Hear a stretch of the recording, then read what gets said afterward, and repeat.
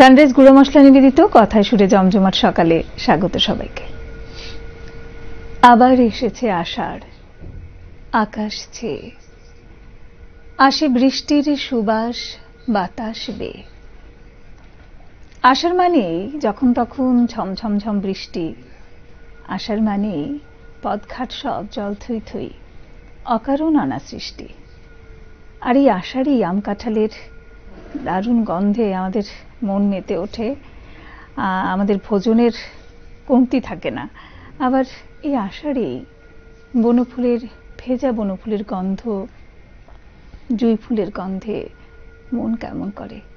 সব মিলিয়ে আষাঢ়টাকে আমরা দারুণভাবে উপভোগ করি। আর সেই সঙ্গে গান বাজনা তো থাকবেই, তাই সকালবেলা চলে এসেছি কিছু গান শোনাবো বলে আপনাদের, কিছু কবিতা শোনাবো বলে। এবং আমাদের সঙ্গে যারা আছেন চলুন একটু পরিচিত হই। আছে গান শোনাবে যে সন্দীপ দাস। সুপ্রভাত। সুপ্রভাত। কেমন আছো বলো? হ্যাঁ, ভালো আছি, খুব ভালো। আর যে কবিতা শোনাবে আমাদের চয়ন সাহা। সুপ্রভাত। নমস্কার, শুভ সকাল। আছেন তবলায় নারায়ণ বিশ্বাস। সুপ্রভাত। সুপ্রভাত। আছেন অলোকেশ চক্রবর্তী। সুপ্রভাত। তাহলে শুরু করি আমাদের আজকের অনুষ্ঠান। গান দিয়ে শুরু, তাই না? চলো। আমি একটি পূজা পর্যায়ের রবীন্দ্রসঙ্গীত দিয়ে শুরু করছি। একই লাবণ্যে প্রাণ।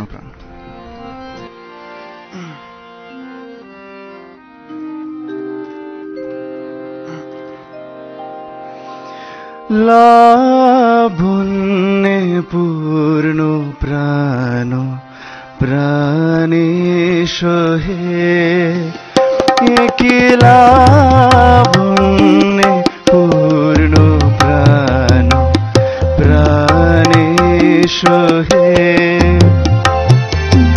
আনন্দ বসন্ত সমাগমে, একই লাবণ্যে পূর্ণ প্রাণ প্রাণে সহে,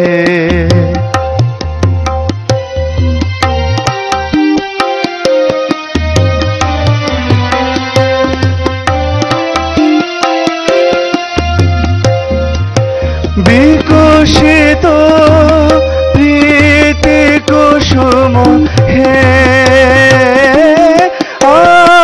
আনন্দ বসন্ত সমাগমে, বিকশিত প্রীতি কুসুম হে,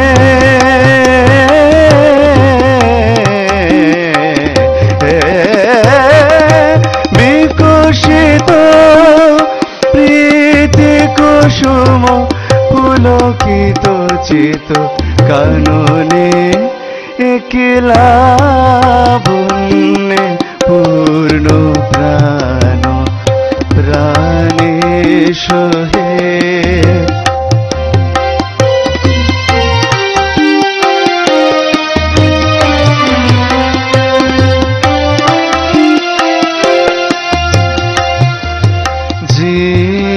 জীবনলতা অবনতা তবু চরণে, জীবনলতা অবনতা তবু চরণে, হর্ষ গীত উচ্ছ্বসিত হে, আনন্দ বসন্ত সমাগমে, হর্ষ গীত উচ্ছ্বসিত হে,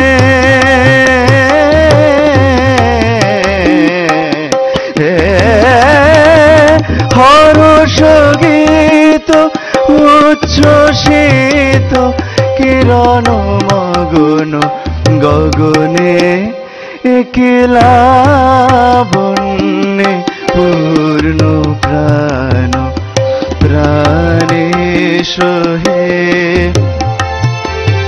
আনন্দ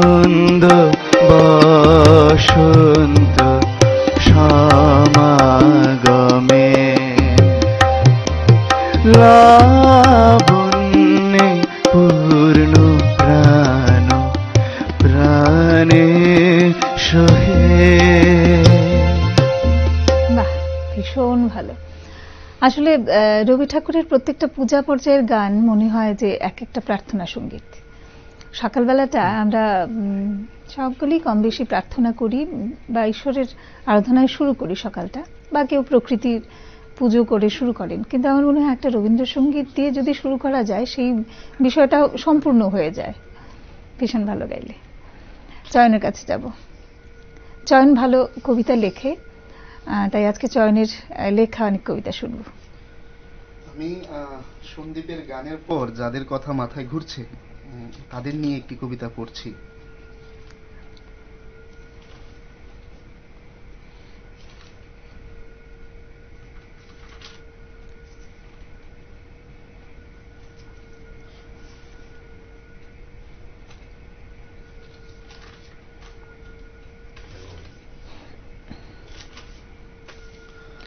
কবিতার নাম মেরু রেখা। আমার জীবনবৃত্তের পরিধি বরাবর দুটি বিন্দু, একটি ক্রমশ আমাকে কেন্দ্র করে পরিধি পর্যন্ত জীবন সেতু নির্মাণ করে গেছে, আর অন্যটি কেন্দ্র থেকে নির্দিষ্ট সময়ের ব্যবধানে এঁকেছে নিজস্ব কক্ষপথ। আমি সেই কক্ষপথের সীমানা ছুঁয়ে পার করেছি ফারাক্কা থেকে জালিয়ানওয়ালাবাগ হয়ে মিশরের প্রথম ফেরাউনের সমাধিস্থল। তখনও তোমাদের থেকে আমার নতিকোণ ৬৬-র পর আরো অর্ধেক, উত্তর থেকে দক্ষিণ, অক্ষাংশ থেকে দ্রাঘিমাংশ। তাদের কেউই কোথাও একটু ছায়াবৃত্ত বিস্তার করতে পারেনি। এ যাবৎ নিরক্ষীয় সীমানায় তাদের অবাধ বিচরণ। তির্যকভাবে দাঁড়িয়ে থাকা আমি এই নিরক্ষীয় সীমানায় অজস্র হাইড্রোজেন পরমাণু বিস্ফোরণের ফর্দ লিখি। তারা শুধু আলোর খোঁজে যাযাবর। নিত্যদিন এই ফর্দ ঝুলিয়ে রাখি আমার মেরু রেখায়। ভার বইতে বইতে অক্ষ থেকে বিচ্যুতি হচ্ছে রোজ। ক্রমেই সরে যাচ্ছি কক্ষপথের দূরত্ব সীমানায়। তবুও আমার জীবনবৃত্তের কেন্দ্র থেকে পরিধি পর্যন্ত নির্মিত জীবন সেতু আর কেন্দ্র থেকে আঁকা কক্ষপথের কারিগর থেমে যায়নি। অথচ দিন শেষের চিত্রটিতে আমার জীবনবৃত্তের পরিধিতে থাকা দুটি বিন্দু, জীবন বোনার দুই কারিগর, আমার মা বাবা। আমার জীবন জুড়ে তাদের আপেক্ষিক স্মরণ শূন্য।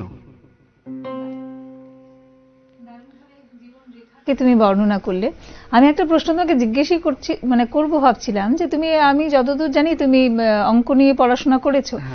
তো এমন একটা খটোমটো সাবজেক্ট নিয়ে পড়াশোনা করে কবিতা লেখা, তারপর দেখলাম না কবিতাতেও সেই ছাপ আছে, বেশ ভালো লাগছিল। আসলে আমি স্কুল লাইফেই আমার লিটারেচার নিয়ে পড়াশোনা করার ইচ্ছে ছিল। আচ্ছা। কিন্তু যখন মোটামুটি মাধ্যমিক পাশ করলাম, তারপর কোনো একটা কারণে আমার আর লিটারেচার নিয়ে পড়াশোনাটা হয়নি। আমি সেই বিজ্ঞান নিয়ে এগিয়ে গেছি। পরবর্তী সময়ে অঙ্ক নিয়ে এমবিবি কলেজে আমার পড়াশোনা। তো করোনার যে সময়টা ছিল, তখন আমি ওই সময়টাকে কাজে লাগিয়ে আমার সেই প্যাশনটা আবার ঠিক তুলে ধরলাম। মানে ভেতরে যেটা ছিল চাপা, সেটা বেরিয়ে এলো করোনায়। এটা কিন্তু একটা দারুণ ব্যাপার যে ওই সময়টায় অনেকেই সৃজনশীল কাজে, ক্রিয়েটিভ জিনিসগুলো ওই সময়টাতে আমরা অনেক ইজিলি বার করতে পেরেছি অনেকের মধ্যে থেকে। তো ওই বিজ্ঞানের যে ইয়েটা, সেটা আমার সাহিত্যের মধ্যেও প্রতিফলিত হচ্ছে। চেষ্টা করি ওই টার্মগুলোকে সাহিত্যের সাথে কোনোভাবে যদি মিলিয়ে একটা নতুন কিছু তৈরি করা যায়, আলাদা একটা ধারা, অন্যরকম কিছু আর কি। বাহ, ভীষণ ভালো। এখানে সায়েন্সের সঙ্গে ওই সাহিত্য একটু মিলে গেছে, একেবারে সেটাই দেখছিলাম। না, আমি যখন জানলাম সে অঙ্ক নিয়ে পড়াশোনা করেছে, ভাবলাম যে অঙ্কের মতো একটা সাবজেক্ট নিয়ে পড়ে কবিতা লেখা কেন আগ্রহ হলো। তারপর দেখলাম যে কবিতার মধ্যেও সেই ছাপ আছে, মানে বিজ্ঞান আর সাহিত্যকে একাকার করার একটা প্রচেষ্টা। খুব ভালো, খুবই ভালো বিষয়টা। আবার সন্দীপের কাছে যাব। সন্দীপ কি শোনাবে? এখন একটা নজরুল গীতি শোনাই একটি। একদম।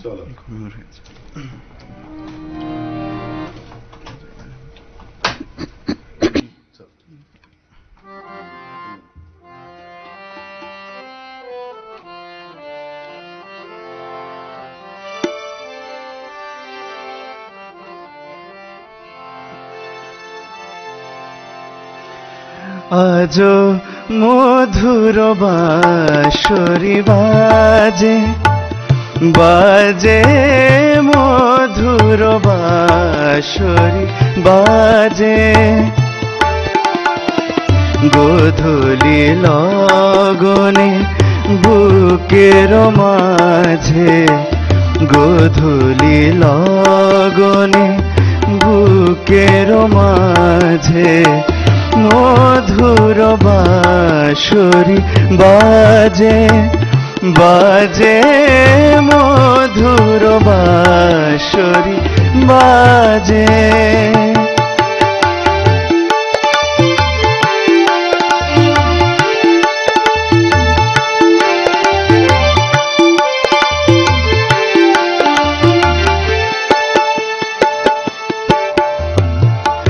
আজ মনে হয় সহসা কখনো জলে ভরা দুটি ডাগর নয়ন আজ মনে হয় সহসা কখনো জলে ভরা দুটি ডাগর নয়ন ক্ষণিকের ভুলে সেই চাপা ফুলে ক্ষণিকের ভুলে সেই চাপা ফুলে ফেলে ছুটে যাওয়া লাজে আজ মধুর বাঁশরি বাজে বাজে মধুর বাঁশরি বাজে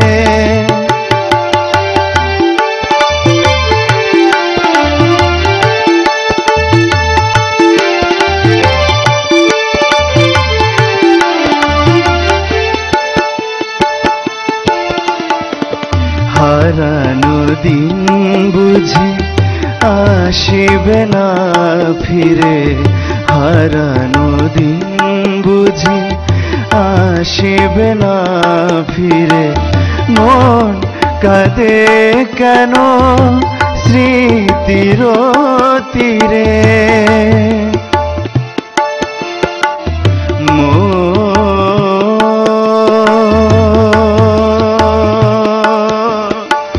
কাঁদে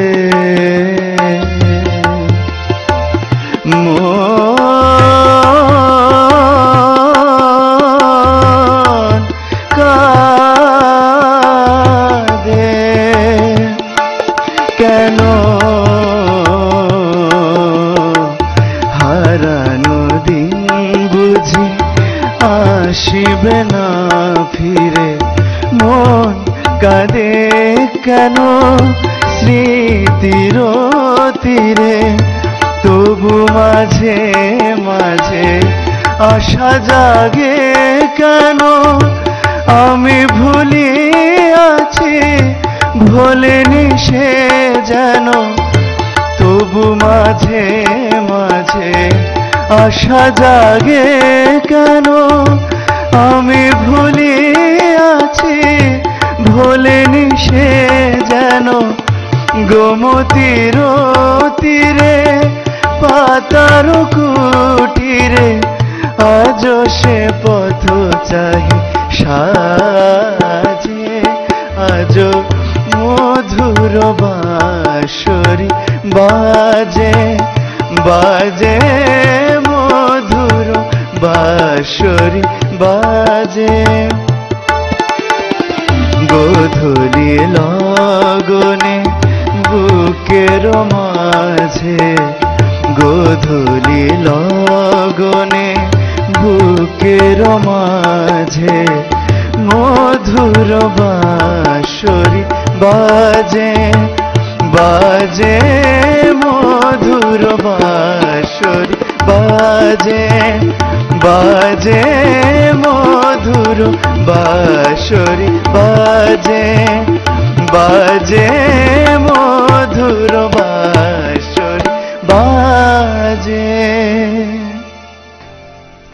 ভীষণ ভালো। সন্দীপ, ঠিক কবে থেকে শুরু করেছিলে গান বাজনা? আমি গান বাজনা ছোটবেলা থেকে করছি। আমি যখন ক্লাস 1-এ পড়ি মা আমাকে হারমোনিয়াম থেকে সারেগামাপা শিখিয়েছিল। তারপরে রীতা আন্টির কাছে ভর্তি হলাম, রবীন্দ্রসঙ্গীত নজরুলগীতি শিখেছি। তারপরে যখন আরেকটু বড় হই, শঙ্কর সেনের কাছে ক্লাসিক্যাল শিখেছি। তারপর অমর ঘোষ স্যারের কাছেও শেখা হয়েছে। এই চলছে চলছে। শিক্ষার তো শেষ নেই। একদম একদম, এটাই শেষ কথা, যে শেখার মানে শেখার শেষ নেই। এখন চয়নের কাছে যাই, শুনে নিই কিছু কবিতা। কি শোনাবে চয়ন? পরের কবিতা সেফটি পিন। বাহ। বাসা ভেঙে উড়ে যায় পাখি, পরিযায়ী মরশুমে পথ চেনা ডালে বসে রোদ পোহায়। ভোরের কুয়াশা, সকালের রোদ, দুপুর হতে হতে খালের জলে গলা ভেজায় জীবন। গলা থেকে নেমে বাষ্পীভূত হয় তৃষ্ণা। যেভাবে বুকের ভেতর দাফন হয়ে থাকে আক্ষেপ, অভিযোগ, যাতনা, উপেক্ষা, যেভাবে কান্না করতে করতে ঘুমিয়ে পড়ে মানুষ। ঘুম ভাঙলে যাবতীয় ঘোর কাটিয়ে কেউ কেউ ঘর ছাড়ে, কেউ বা একটা আবছায়া দূরত্ব ঘনিয়ে আনে। অথচ সকালবেলা স্কুলে যাওয়া ছেলেটির ছেঁড়া শার্টে সেফটি পিন এঁটে দিতে যেভাবে শার্ট আর বুকের মাঝে হাত রাখেন মা, সম্পর্কের ছেঁড়া শার্ট গায়ে পরিযায়ী ছেলেটি সেভাবে আর কেউ বুকে পিঠে হাত রাখে না। দারুণ, তাই না? ভীষণ মানে হ্যাঁ, কিন্তু কি সুন্দর, খুব মানে ছুঁয়ে গেল আর কি। ভীষণ ভালো। মানে আসলে ভাবছিলাম যে দেখো, তোমাদের মতো ইয়াং যারা আছো, লিখছো এত সুন্দর করে, এতটা ভাবনা ভাবতে পারলেই তো লেখাটা বেরিয়ে আসে, তাই না? তো সেক্ষেত্রে আমার তোমাকে একটু জিজ্ঞেস করতে ইচ্ছে করছে যে আমাদের সমাজের প্রতি যারা কবিরা লিখছেন, তাদের মানে কবিতায় ফুটে ওঠে ওই চিত্রটা, সমাজের প্রতিও তো একটা কবিদের দায়বদ্ধতা থাকে। সেটা কি মানে কেমন মনে হয় তোমার, কতখানি? দেখুন, সত্যি করে যদি বলি, একটা ইনসিডেন্ট আমার এই বিষয়ে মনে পড়ে। আমি একবার আমার টিউশন শেষ করে বাড়ি ফিরছি, তো আমাদের গোলবাজারে দাঁড়িয়ে আছি জ্যামে। তো আমার সামনেই একজন রিক্সা চালক দাঁড়িয়ে আছেন। তো আমার আর কোথাও কোনো আকর্ষণ করেনি কিছু, ওনার পায়ের গোড়ালিটা আমাকে আকর্ষণ করেছিল। ওনার গোড়ালিটা প্রচন্ড ফাটা ছিল। আচ্ছা। তো ওইখান থেকে আমার মনে হলো যে কোথাও না কোথাও এই দৃশ্যটা আমারও হতে পারে, বা আমারও সেম একটা কন্ডিশন আমার বাড়িতেও আছে। তো ওইখান থেকে ওই দৃশ্যটা নিয়ে যে কবিতাটা আমার এসেছিল, সেই কবিতাটার মধ্যে আমি আমার বাবাকে তুলে ধরেছি। বাহ, সেটা কি শুনতে পারি এখন আমরা? হ্যাঁ, আছে। তো সেই আমার যে অনুভবটা ছিল, এরকম দায়বদ্ধতা প্রত্যেকটা বাবার প্রতি, প্রত্যেকটা ছেলের বা প্রত্যেকটা সন্তানের থাকে। শুধু সমাজ বলতে আমরা যা বুঝি, এখনকার সময়ের কথা যদি বলি, আমি আমারটা ছাড়া অন্য কিছু বুঝি না, আমরা কেউই না। তো সেই দৃষ্টিভঙ্গিতে সমাজের প্রতি যে দায়বদ্ধতা, সেটা কোথাও না কোথাও আমরা এড়িয়ে চলি, সে লেখাই হোক আর যা কিছুতেই হোক। ওই জায়গাতে আমাদের একটু কাজ করা দরকার, হয়তো একটু সচেতনতা দরকার, বা একটু নিজেদের মধ্যে পরিবর্তন আনা দরকার, যে বিষয়টা আমার মধ্যে আছে সেটা অন্যরার মধ্যেও থাকতে পারে। আমি শুধু আমারটা নিয়ে কেন ভাববো, বা আমারটা নিয়ে কেন আমি কাজ করব, আমার বাকিদেরকে নিয়েও কাজ করা দরকার। তাহলে আমি সমাজের মধ্যে কিছু একটা পরিবর্তন আনতে পারি। তো যে কথাটা আমরা বলি যে আমরা যুব সমাজের একটা প্রভারী, আসলে আমরা সেই দায়িত্বটা পালন করিই না, এড়িয়ে যাই। ওই সেখান থেকে আমাদেরকে একটু জাগরুক হতে হবে আর কি। খুব সুন্দর, খুব সুন্দর বলেছো, খুব ভালো কথা বলেছো। আর মানে তোমার লেখার মধ্যে পাচ্ছিলাম এই বিষয়টা আর কি, তাই জিজ্ঞেস করা। আসলে বলা হয় না যে কলমের মতো মানে ধারালো অস্ত্র আর কিছু হতে পারে না। সমাজ পরিবর্তনে, সমাজকে ভালোর দিকে নেওয়ার ক্ষেত্রে বা সমাজের ব্যাধিগুলিকে ধরে সবার সম্মুখে তোলা, এটা তো একটা দায়িত্ব থাকে। একদম। এবং তুমি যেটা বললে যে এটা এড়িয়ে না গিয়ে আমাদের সেই দায়িত্বটা নেওয়া উচিত। বিষয় কি, আমরা অনেক সময় পরিস্থিতিতে পড়েও কিছু বলতে পারি না, আমাদের মধ্যে একটা সংকোচ বোধ কাজ করে। তো সেটা সরাসরি যখন বলতে পারি না, তখন লেখার মধ্যে দিয়ে সেটা ইজিলি বলে ফেলা যায়। একদম একদম। যে বোঝার সে হয়তো বোঝে, ঠিক ঠিক, পরিবর্তন আনার হলে সে করবে, কিন্তু বাকিটা তো আমরা জোর জবরদস্তি কাউকে পারবো না, কিন্তু সেটা চেষ্টা করতে পারি আর কি। ওইটাই লেখার মধ্যে দিয়ে চেষ্টা করি বোঝানোর। যে কথা বলা গেল না বিভিন্ন কারণে, কিন্তু সেটা কবিতার মধ্যে দিয়ে বেরিয়ে আসতেই পারে, সহজে বলে ফেলা যায়। ঠিক, ভীষণ ভালো বলেছো। আবার গান শুনবো।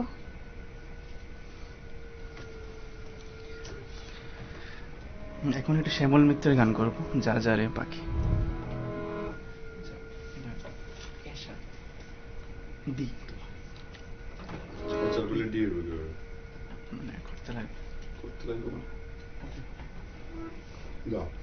আচ্ছা, তুমি গাও।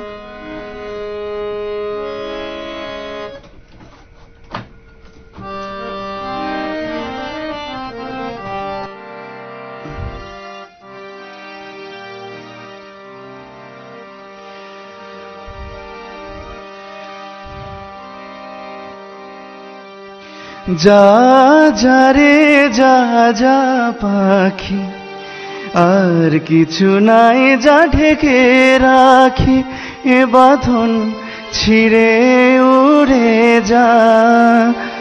যা যা রে যা যা পাখি, আর কিছু নাই যা ঢেকে রাখি, এ বাঁধন ছিঁড়ে উড়ে যা।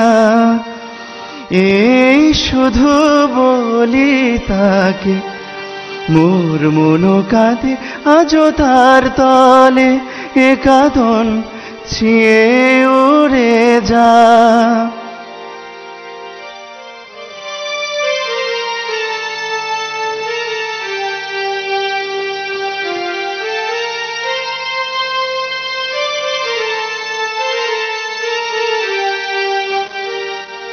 দূর দুস্তর পান্থ প্রবাসী, কোন স্বপ্নের আমি প্রয়াসী। দূর দুস্তর পান্থ প্রবাসী, কোন স্বপ্নের আমি প্রয়াসী। মোর অন্তর নিত্য পিয়াসী, সুখ সমুদ্রে আমি পিয়াসী। আমি অন্ত জানি না অনন্ত রাত্রি, দিগন্তে যারে ওরে যা যা। যা যা রে যা যা পাখি, আর কিছু নাই যা ঢেকে রাখি, এ কাঁদন ছিঁড়ে উড়ে যা।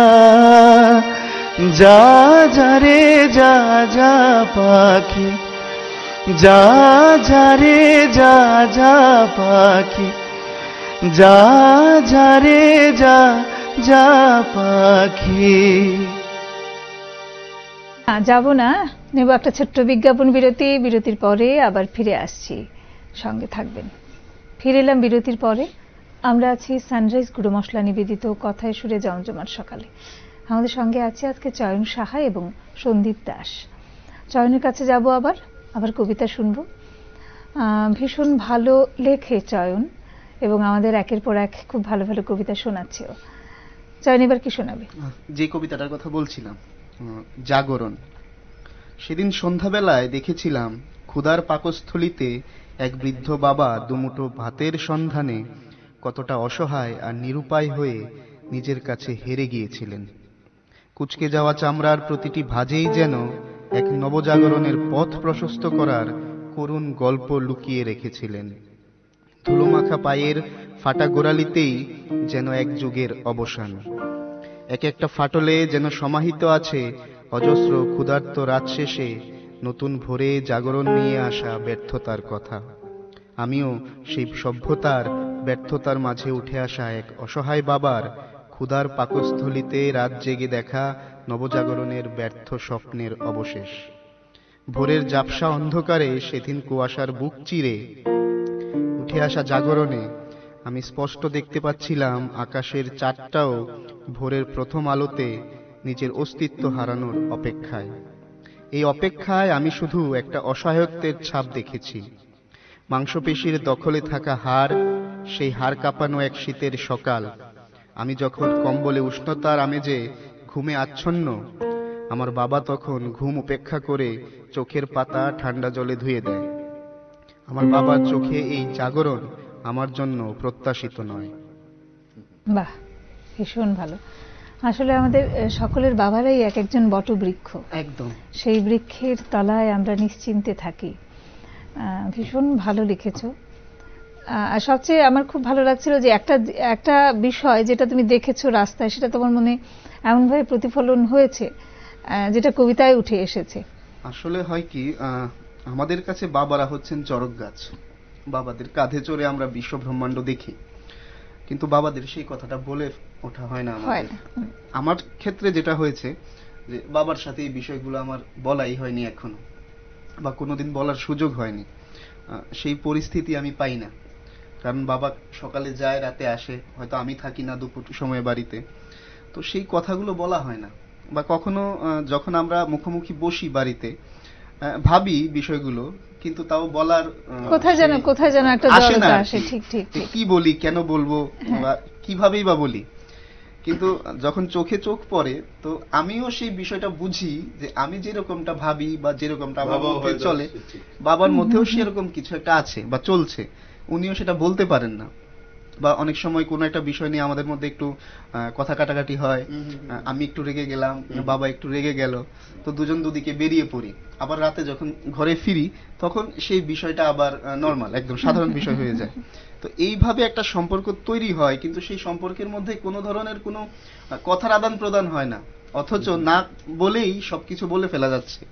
তো ওই বিষয়টা আমার মধ্যে তখন আসলো আর কি, যে এরকমটাও তো হতে পারে, যে প্রত্যেকটা বাবার ক্ষেত্রে এই বিষয়টা সাধারণ, হয়তো আমরা ভাবি না আর কি। না, ঠিক, ঠিকই ঠিক, আছে, ঠিক। বাবারা সবসময় একটু নীরবই থাকে। একদম। আর এই অনুষ্ঠান যদি দেখেন, তোমার বাবা নিশ্চয়ই দেখছেন এবং বুঝতে পারছে যে ছেলের ভেতরের অবস্থাটা। আসলে আমাদের বলা হয় না, যেটা বলেছো যে আমরা মানে আমাদের মনে আসে না, যে তা নয়, যে বাবাদের অনেক কথা কিছু মাদের আসে। কথা আমরা বুঝি, কিন্তু বলে ওঠা হয় না। যখন কাছে থাকে না, দূরে চলে গেল কোনো কারণে, তখন কিন্তু এই বিষয়টা খুব তাড়ায় আমাদের, মানে খুব আমাদের তাড়া তাড়া করে করে। বেড়ায় যে এটা তো বলা হলো না। একদম। ঠিক। সন্দীপের কাছে যাব, আবার গান শুনবো। সন্দীপ চুপ চুপ করে শুনছে, কিছু সব কথাগুলো শুনছে, কিছু তো বলবে? শুধু গানই শুনবো? শুধু গানই শুনবো? একটু বলো।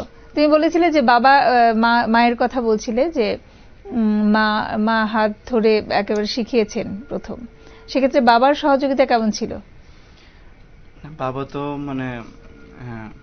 বাবা তো মানে গান শেখায়নি, বাট অনেক কিন্তু support চাইতেন করেছে। নিশ্চয়ই যে তুমি গান শেখো। হ্যাঁ, গান করো, প্রোগ্রাম বাবা সাপোর্ট করেছে। চেয়েছিলেন বলেই তো গান করতে পারছি। হ্যাঁ, ঠিক।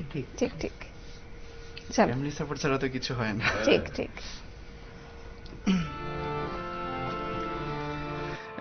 এখন একটি জটিলেশ্বর মুখোপাধ্যায়ের একটি গান, যা তোমার সঙ্গে দেখা না পেলে। আরে চলো চলো।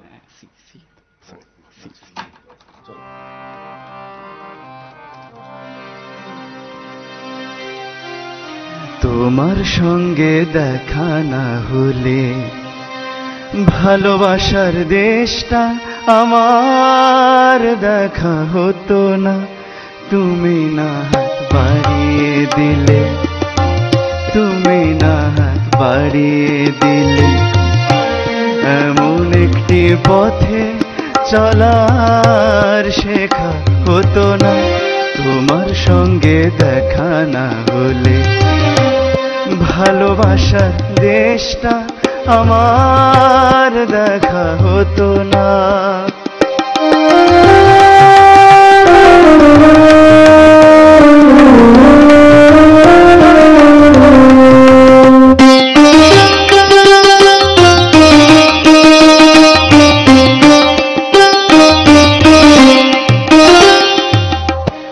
বুকের মাঝে বোবা হয়ে ছিল কোয়েলা, বুঝিনি ছিলাম যতদিন আমি একলা। বুকের মাঝে বোবা হয়ে ছিল কোয়েলা, বুঝিনি ছিলাম যতদিন আমি একলা। তুমি ফাগুনে এনে না দিলে, তুমি ফাগুনে এনে না দিলে, সেই পাখিটা ডাকা হতো না। তোমার সঙ্গে দেখা না হলে ভালোবাসার দেশটা আমার দেখা হতো না।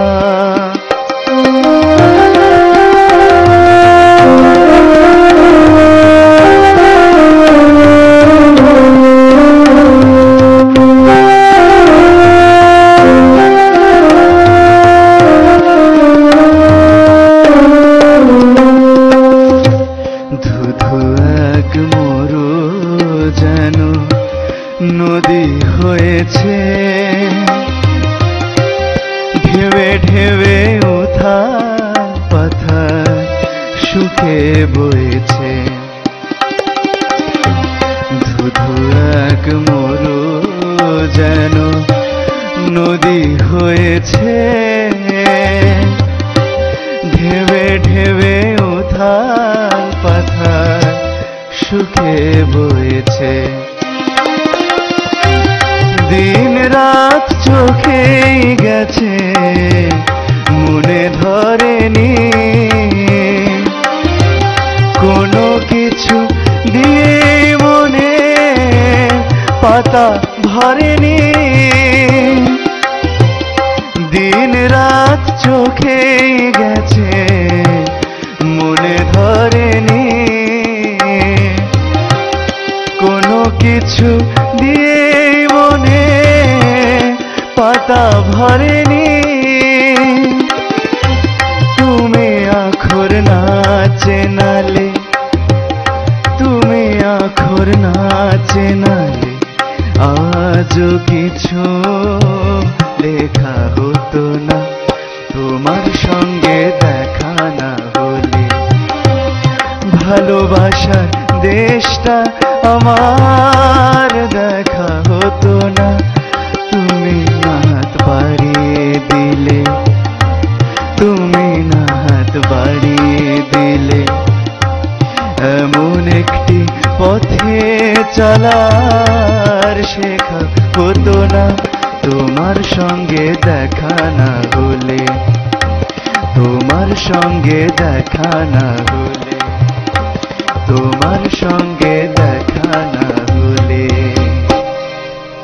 বাহ, দারুণ একটা জনপ্রিয় গান, তাই না? গানটি লেখাটি অসাধারণ, কথাগুলো হ্যাঁ জটিলেশ্বর তো খুব প্রত্যেকটা গান composition, সুর লেখা এবং খুব কথা সব টাচ সবকিছু। করে একদম। সন্দীপের সম্পর্কে যদি মানে শুধু গান করে না, কিন্তু আরো গুণ আছে কিন্তু। হ্যাঁ বলবো শুনতে চাই আমরা। বলবো আমি কিন্তু ওকে একটা মানে একটা নৃত্যের অনুষ্ঠানে ওকে আচ্ছা। অভিনয় করতেও দেখেছি আর কি। এটা নাচের অংশ হিসেবে, তাই না? আমি একটা দেখেছি, জানি না আরো করেছে কিনা। দারুণ করেছিল, খুব ভালো হয়েছিল ওদের আর কি একটা অনুষ্ঠান, এবং এর মধ্যে ওর একটা পার্ট ছিল। খুব ভালো। কি ঠিক বললাম কিনা? মানে গুণ অনেক আছে, সেগুলি মানে একটু একটু করে প্রকাশ করছে আর কি। চয়নের কাছে যাব, এবার কি শোনাবে? এবার একটা প্রেমের কবিতা শোনা। আমি জাস্ট বলছিলাম যে এই দুইজন মানে ইয়াং ছেলে বসে আছে, একটা প্রেমের গান হলো না, এইমাত্র সন্দীপ একটা করলো। হ্যাঁ, এবার চয়নের কাছে জাস্ট বলছিলাম যে এত গুরুগম্ভীর কবিতা টবিতা শুনছি, একটা প্রেমের কবিতা হোক। কবিতা শোনে। কবিতার শিরোনাম এমন একটা রাত নামুক। এমন একটা রাত নামুক, আমার চোখে মেঘ ভাঙুক, রাজপথে দুজনের পায়ের ছাপ থাকুক, কাছে এসে যে দূরত্ব বাড়িয়েছ সে কথা কেউ না জানুক। কুয়াশা ভারী হোক, এই পথে নীরবতার নাম জারি হোক, মেঘের সাথে চাঁদের আবার আড়ি হোক। যে পথে তোমাকে ছুঁয়ে দেখা, সে পথে আরো একবার ঘর ফেরা হোক। একটা ভোর আসুক, পাখিরা তোমার নাম ডাকুক, ডায়েরিতে অপূর্ণ একটা কবিতা থাকুক। হয়তো আমার না থাকার শূন্যতায় কাঁদবে না কেউ, তবু আমার নামের একটা শূন্যতা থাকুক, এমন একটা রাত নামুক। মানে কবিদের ব্যাপার স্যাপারই আলাদা, কাছে এসে দূরত্ব বাড়ুক। আমার অনেকক্ষণ সময় লাগছিল কথাটা বুঝতে আর কি। এই ধরনের মানে খুব ভালো ছোট ছোট কবিতা, কিন্তু হ্যাঁ। বেশ হ্যাঁ হ্যাঁ, মানে আবার বড় ছিল। অসম্পূর্ণ একটা কবিতা থাকুক, মানে মানে অসম্পূর্ণতার মধ্যে একটা স্বাদ আছে, সেটা বুঝিয়ে দিল আর কি এই কবিতার মধ্যে। সত্যি হ্যাঁ, অসম্পূর্ণ প্রেমেরও একটা বিষয় আছে, এই প্রেমের গভীরতা অনেক বেশি, তাই না? একদম, যত পূর্ণতা পেলেই তো শেষ হলো, কিন্তু যখন আমি মনে করি যে কোনো কিছু একটা যতক্ষণ আমার হাতে আসেনি ততক্ষণ সেই বিষয়টা আমার কাছে সুন্দর, অনেক বেশি অনেক বেশি গুরুত্বপূর্ণ, আকর্ষণীয়, চাহিদা বা ওই বেশি, বিষয়টার প্রতি আমার একটা টান থাকে। যখন বিষয়টা চলে আসে হাতের মধ্যে, সেই বিষয়টার প্রতি আর আগের মতো আমার আকর্ষণ থাকে ঠিক না। ঠিক ঠিক, তো এই তার জন্যই জন্যে, অসম্পূর্ণ থাকুক। প্রেম হোক যাই হোক, সবকিছুর মধ্যে একটা দূরত্ব বজায় রাখা দরকার। যতটাই কাছাকাছি থাকি, তারপরও একটা দূরত্ব বজায় রাখা দরকার। ওই দূরত্বটাই দুজনকে বেঁধে রাখে আর কি। তো ওই কারণে এরকমটা লেখা আর কি। আমার ওই কথাটা খুব ভালো লেগেছে, একটা অসম্পূর্ণ কবিতা থাকুক। সত্যি সম্পূর্ণ হয়ে গেলেই তো হলো, হয়ে গেল। কিন্তু অসম্পূর্ণ থাকুক। ওই কবিতা সম্পর্কেও জানতে চাইবে কেন যদি কবিতাটা শেষ হয়ে যায়? একদম একদম জানতে চাইবে কেন যে এরপর কি হলো? একদম ওই বিষয়টা থাকা দরকার আর কি। বেশ বেশ, আরেকটা শুনবো কি? আরেকটা শোনাই, একটু গুরু গম্ভীর টাইপের। আচ্ছা, কবিতার নাম মিলিয়ে মিশি হোক। আরে বাবা, এটা অনেক বড় মানে বড় মাপের কবিতা হবে না? না, এরকম কিছু না। রাত্রি যখন নিখুঁত অন্ধকার মেলে ধরে, ব্রহ্ম মুহূর্তে আমার দেহ ভারী হয়ে আসে। বাল্যকালে আটকে যায় সময় ও আত্মা, আমি নিথর হয়ে পড়ে থাকি শয্যায়। ভোর হতে হতে যদি এই দেহে প্রবেশ পথ ভুলে যাই, কিংবা নগর কীর্তন শেষে ঘরমুখী হই, তুমি বা তোমরা তখন আমায় মৃত বলে ঘোষণা করো। তোমরা যারা আমায় চেনো বলে দাবি করো, দেহ ছাড়া আমায় ছুতে পারতে কোনোদিন? আমি আর দেহ দুই কি আলাদা? তোমাদেরও কেমন একটা বিপর্যস্ত মনে হচ্ছে। মৃত মানুষের শরীর উত্তাপ ধরে রাখে না, বুকের ভেতর তীব্র আঘাতেও হৃৎপিণ্ড কাঁপে না, সে কথা ভুলে গেছ। মানুষ মরে গেলে অস্পৃশ্য হয়ে যায়, সম্পর্কগুলো বন্ধা হয়ে আসে, ছুঁয়ে গেলে গায়ে আগুন মেখে শুদ্ধ হয় নাভিমূল। এক লহমায় আমি থেকে লাশ হওয়ার এই দেহতত্ত্ব তুমি বা তোমরা বা তোমাদের আর জানা হলো কই? অসাধারণ অসাধারণ কবিতা, অনেক গভীর কথা, না তাই না? সেটাই আমি ভাবছিলাম যে চয়নের বয়স তো বেশি হবে না, কিন্তু এত গভীরে গিয়ে লিখছে, এত ভাবতে পারছে, সেটাই অনেক বড় কথা। ভীষণ ভালো, আরো লেখা জারি থাকুক, আমরা শুনবো আরো ভালো ভালো কবিতা এবং পড়বো। নেক্সট আমি চয়নের কবিতা পড়বো। সন্দীপ, আমরা কবিতা শুনলাম, এবার গান শুনবো। মানে দেহদত্তের পরেই গজল, বেশ মিলেছে তাই না? না না, মানে মিলে গেল তো, মানে গজলের বিষয়টা তো এইরকমই না? চলো।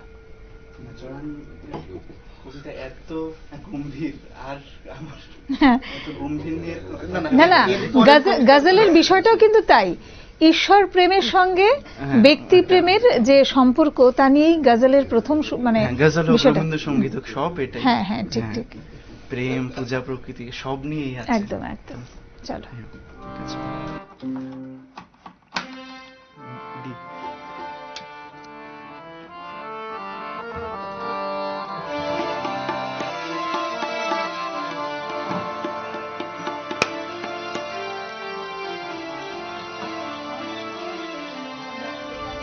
আমাদের অনুষ্ঠান শেষ করতে হবে।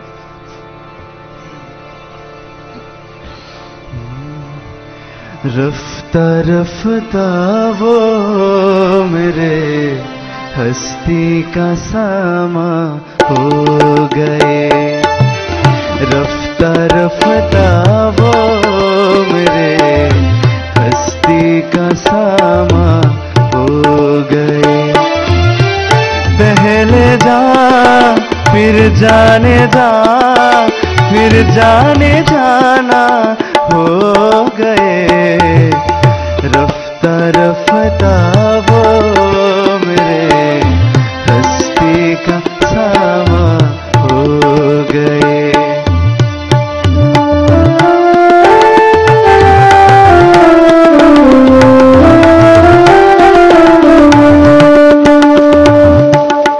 दिन ब दिन बढ़ती गई इस हुस्न की रानाया, दिन ब दिन बढ़ती गई इस हुस्न की रानाया।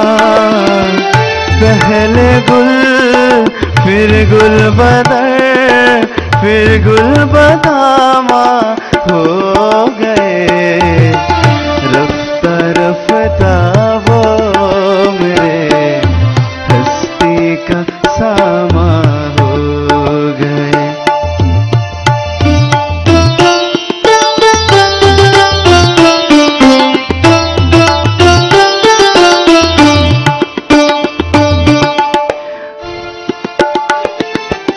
प्यार जब हद से भरा, सारे तकल्लुफ मिट गए, प्यार जब हद से बड़ा, सारे तकल्लुफ मिट गए। आपसे फिर तुम हुए, फिर तू कौन हो गए।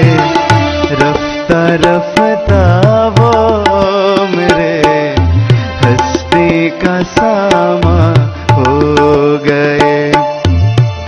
पहले जा फिर जाने जा, फिर जाने जाना हो गए। रफ्ता रफ्ता वो मेरे हस्ती का सामा हो गए। रफ्ता रफ्ता वो मेरे हस्ती का सामा हो गए। বাহ, ভীষণ ভালো।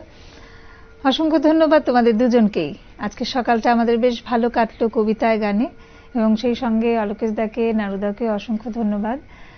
আর এতক্ষণ ধরে যারা দেখছিলেন আমাদের অনুষ্ঠান, সবাইকে অসংখ্য ধন্যবাদ। এভাবে আমাদের পাশে থাকবেন প্রতিদিন। আমরা আসি গান এবং কবিতা শোনাতে আপনাদের। আজকের মতো আমরা অনুষ্ঠান এখানেই রাখবো। নমস্কার।